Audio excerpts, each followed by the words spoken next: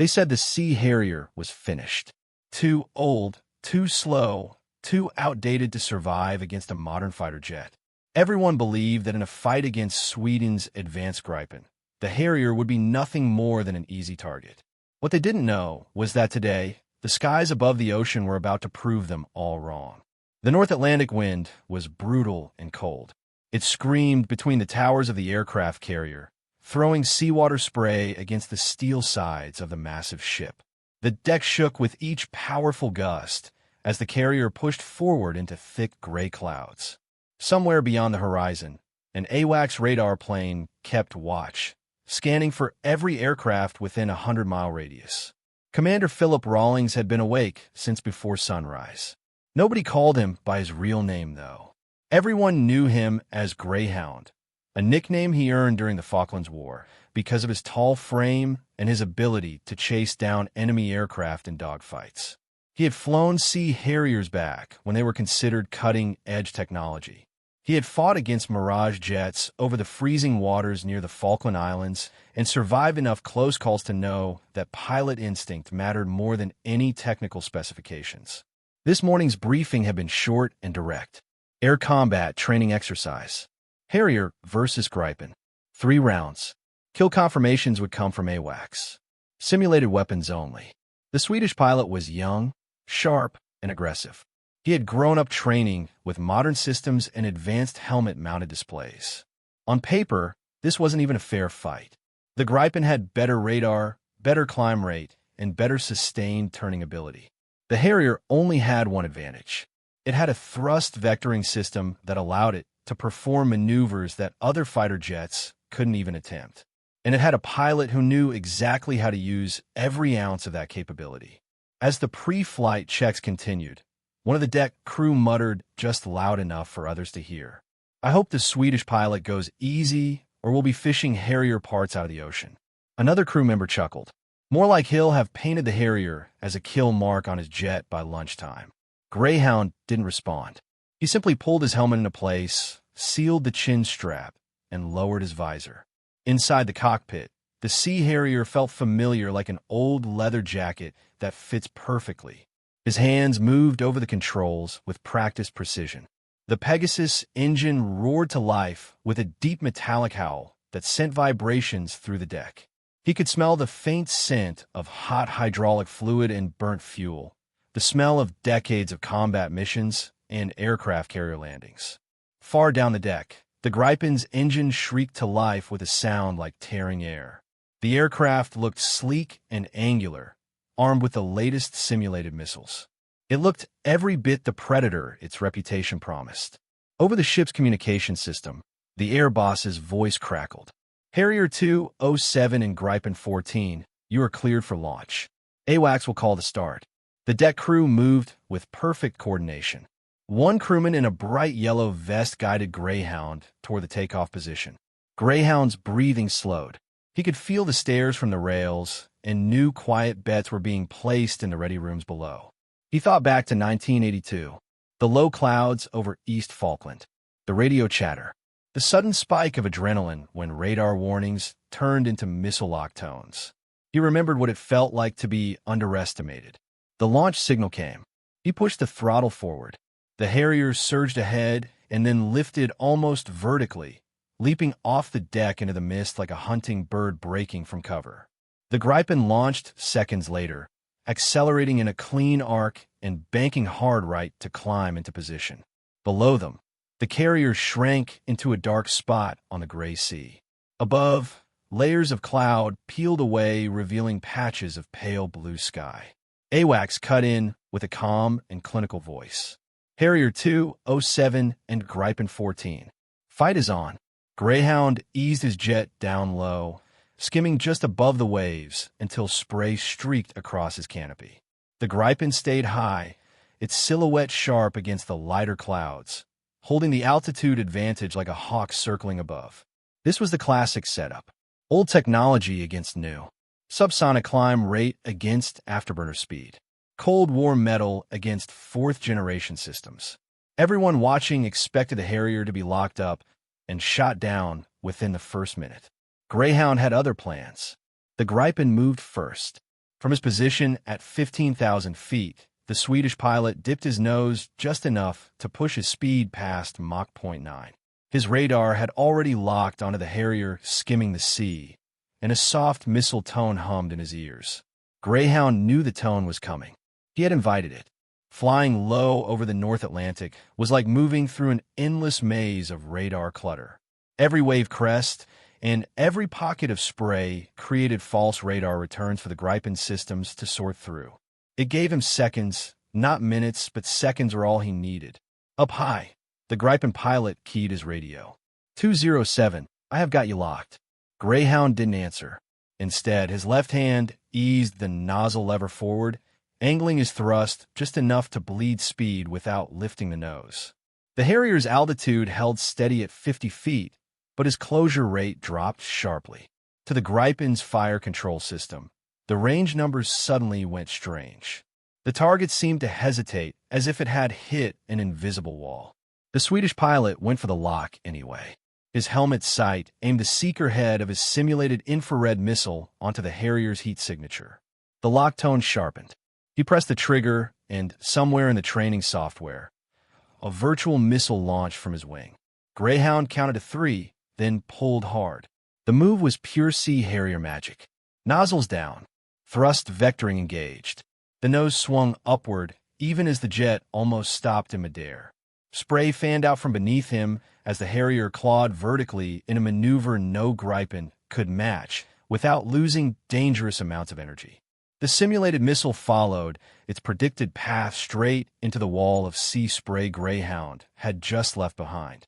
By the time the Gripen pilot corrected his aim, the Harrier was gone from his forward view and suddenly positioned behind him at his 6 o'clock low position. Gripen 14, you're defensive, AWACS called, almost sounding surprised. Up in the Swedish cockpit, adrenaline surged. The younger pilot yanked his stick into a hard braking turn, trying to force the Harrier to overshoot, but Greyhound had studied this jet's performance characteristics.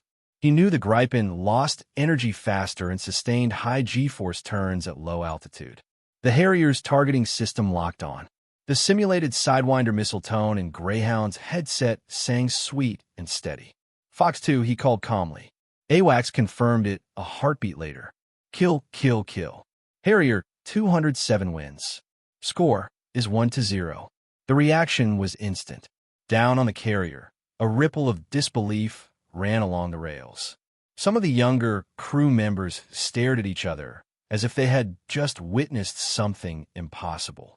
One sailor slapped his friend on the shoulder. No way. That has to be a system glitch.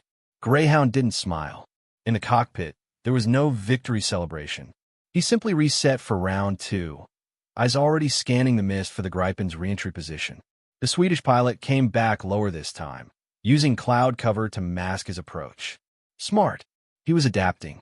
That meant the easy bait and attack of the first kill wouldn't work again. Greyhound angled the Harrier into a shallow climb. Not enough to show his full profile on radar, but enough to break the horizon line and tempt the Gripen into climbing after him. The Swedish pilot took the bait, accelerating with afterburner to close the distance. From the carrier deck, the scene looked like a chase in slow motion. The lean, stubby Harrier pulling away just enough to tempt the sleek Gripen slicing through thin clouds in pursuit. The missile lock tone came again. This time, Greyhound didn't try to vanish. He wanted the Gripen fully committed to the attack. At the last possible second, he chopped the throttle, dumped the nozzles, and rolled inverted. The Harrier dropped like a stone. The Gripen's nose swung through empty air above. As Greyhound leveled out barely 50 feet over the water, his threat display stayed clear. No lock, no tone. The Gripen had overshot again. But before he could press his advantage, AWACS called it. End of engagement. Reset for round 3. Both jets climbed back to the starting position. In the Swedish cockpit, the pilot was shaking his head, replaying the last 30 seconds in his mind. Down on the carrier deck, the betting had shifted. No one was laughing now. The scoreboard read Harrier 1, Gripen 0. But Greyhound knew the next round wouldn't be so easy. The third engagement began with fury. From a moment Greyhound rolled his wings level at the reset point, the Gripen came in aggressive. No careful positioning. No searching. Just raw speed and afterburner power, carving a white contrail across the sky. The Swedish pilot wasn't hiding anymore. He was hunting for revenge. AWACS barely finished announcing the start before the Swedish jet opened with a long-range simulated missile shot. Gripen. Fox 3. Greyhound jerked hard right, dragging the virtual missile down toward the surface.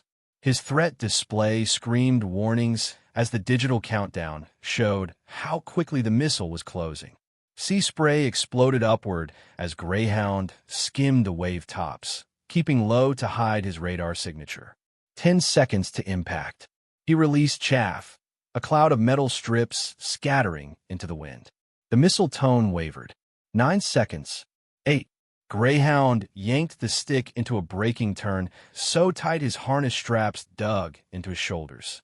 His vision tunneled under the G-forces, but the tone stopped. The simulated missile had been fooled, chasing the chaff cloud instead of the Harrier's heat. The Gripen wasn't waiting. He was already descending into the Harrier's low-altitude zone. At this height, speed advantage changed. Too fast, and you would overrun your target. Too slow, and you would be vulnerable.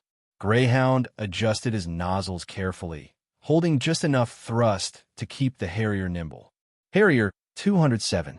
Gripen closing. 2 miles. Same altitude, AWACS warned. Greyhound cut into a fog bank without hesitation. Inside, visibility dropped to almost nothing. The world became a ghostly gray bubble. He flew on instinct and instruments, knowing the Gripen would follow, chasing his radar signature even though visual contact was impossible. The trap sprang a heartbeat later. Greyhound popped out of the fog on a crossing angle, nozzles down, the Harrier pivoting almost in place. The Gripen emerged a second later, still accelerating straight into the Harrier's firing position. The simulated missile tone screamed in Greyhound's headset. He squeezed the trigger. Fox 2. Kill confirmed. Harrier 2 for 0, AWACS announced, this time with clear disbelief in the controller's voice. On the carrier deck, the reaction was louder. No one was questioning the simulation software now. They were watching the impossible happen twice in a row. But Greyhound wasn't celebrating. He knew the Swedish pilot was good, and good pilots learn fast. The final engagement would decide everything. Both pilots knew the stakes. 2 kills to the Harrier, 1 narrow escape from the Gripen, and a final merge that would determine the winner. The Gripen appeared first, a dark shape against the pale overcast, descending from high altitude with deadly intent. He wasn't here to practice anymore. He was here to win. Fight is on, AWACS announced sharply. Greyhound didn't run. He pushed the Sea Harrier's nose straight at the oncoming jet, closing at combined speeds that made every second critical. At less than a mile separation, they crossed in a blur. The Gripen broke hard left, aiming for the Harrier's tail position. Greyhound anticipated it, yanking his stick into a vertical climb. The Harrier's nozzles angled down, clawing for altitude with a roar that rattled his helmet. The Swedish pilot countered perfectly, rolling up to match. Their turn circles overlapped in a dizzying spiral, neither gaining advantage. Greyhound shoved his nozzles full down, killing forward speed in a move that turned the Harrier into a wall hanging in the sky. The Gripen shot past exactly as planned. Now Greyhound was chasing, but too far back for a clear missile shot. His radar lock tone wavered as the Gripen twisted away. Then suddenly, Greyhound broke the expected pattern. Instead of chasing the Gripen's tail, he rolled hard right and changed direction completely. The Gripen hesitated, unsure if Greyhound had lost awareness or gone crazy. That half-second of doubt was all the Harrier needed. Greyhound leveled out just above the waves, then pulled into a climbing barrel roll. The Harrier's nozzles swiveled mid-roll, bleeding speed even as he reversed direction. The Gripen, seeing his opening, dove to pursue and flew straight into Greyhound's trap. From the apex of the barrel roll, the Harrier dropped behind the Swedish jet at point-blank range. The tone in Greyhound's headset went solid. Fox 2. Kill confirmed. Harrier 3 for 0. End exercise, AWACS called instantly. The Gripen pilot's voice came over the radio a moment later. low, and respectful. "Nicely done, Harrier. I didn't think that aircraft could move like that." Greyhound allowed himself a thin smile. "It can if you stop worrying about the rulebook." Back on the carrier deck, the crew erupted as the Harrier rolled to a stop. Greyhound popped the canopy, and cold sea air rushed in. His flight suit was soaked with sweat. Somewhere on the ship, analysts were already reviewing the simulation logs, freezing and replaying each maneuver. They would talk about thrust vectoring, energy management, and tactical psychology. But Greyhound knew the real truth. It wasn't the technology. It wasn't even the tactics. It was the willingness to gamble everything on a move that should never have worked. And sometimes that was enough to win. The young deckhand approached breathlessly. "Sir, they're calling it the backflip kill in combat operations." Greyhound almost laughed. "It's just another maneuver. The name doesn't matter." But deep down he knew the name would stick. Pilots always remembered moments by the moves that made them happen. Later, a rookie pilot asked him why he didn't break off during the spiral fight. "Doctrine says to disengage." Greyhound cut him off gently. "Doctrine keeps you alive, but it's not a cage. Sometimes the fight needs something they didn't teach you in training. You can't surprise your opponent if you only fly by the book." "And if it doesn't work?" the rookie asked. "Then you don't come home," Greyhound said flatly. Then his voice softened. "But you can't win by playing not to lose." For now, the day was his. 3 kills, 0 losses in a jet most consider a relic. As he walked through the corridor, he passed the bulletin board where someone had already posted a freeze frame of his Harrier positioned behind the Gripen, missile ready. The caption was written in thick black marker. "Never count out the old guns." Greyhound allowed himself one last smile.